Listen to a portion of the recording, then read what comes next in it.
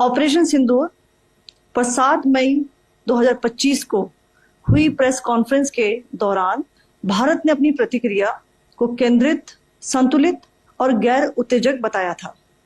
यह विशेष रूप से स्पष्ट किया गया था कि पाकिस्तानी सैन्य ठिकानों को निशाना नहीं बनाया गया। साथ ही दोहराया गया कि भारत में किसी भी सैन्य लक्ष्य पर हमले का उचित जवाब दिया जाएगा।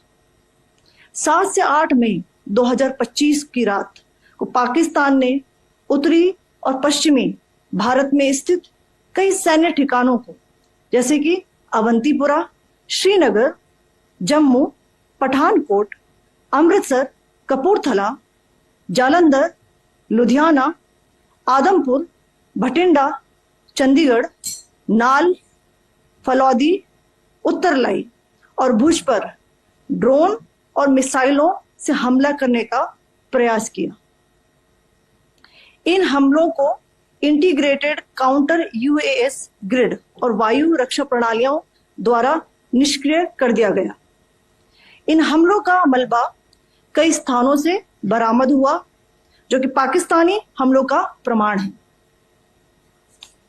On the night of 7th May 2025, Pakistan attempted to engage a number of military targets in northern and western India using drones and missiles. These places included Avantipura, Srinagar, Jammu, Pathankot, Amritsar, Kapurthala, Nal, Jalandhar, Ludhiana, Adampur, Bhatinda, Chandigarh, Falodi, Uttarlai and Bhuj. These were neutralized by the integrated counter unmanned aerial system and other air defense systems. The debris of these attacks is now being recovered from a number of locations that prove the Pakistani attacks.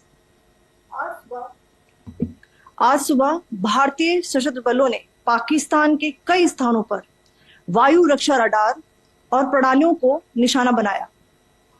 Bharat की प्रतिक्रिया समान क्षेत्र में समान तीव्रता के साथ की गई। यह विश्वसनीय रूप से ज्ञात हुआ कि लाहौर में स्थित एक वायु रक्षा प्रणाली को निष्क्रिय कर दिया गया। Today morning, Indian Armed Forces targeted air defense radars and systems at a number of locations in Pakistan. Indian response has been in the same domain with the same intensity as Pakistan. It has been reliably learnt that an air defense system at Lahore has been neutralized. Pakistan ने नियंत्रण रेखा पर आकरण गोलीबारी की तीव्रता बढ़ा दी है, जिसमें कुपवाड़ा, बारामूला, उरी, पुंछ, मेंढर और राजौरी क्षेत्रों में मोर्टार और भारी तोपखाने का इस्तेमाल किया जा रहा है। Pakistan has increased the intensity of its unprovoked firing across the line of control using mortar and heavy calibre artilleries in areas in Kupwara, Baramulla, Uri, Poonch, Mendhar and Rajouri sectors in Jammu and Kashmir. 16 innocent lives have been lost, including 3 women and 5 children, due to the Pakistani firing. Here too, India was compelled to respond to bring mortar and artillery fire from Pakistan to a halt.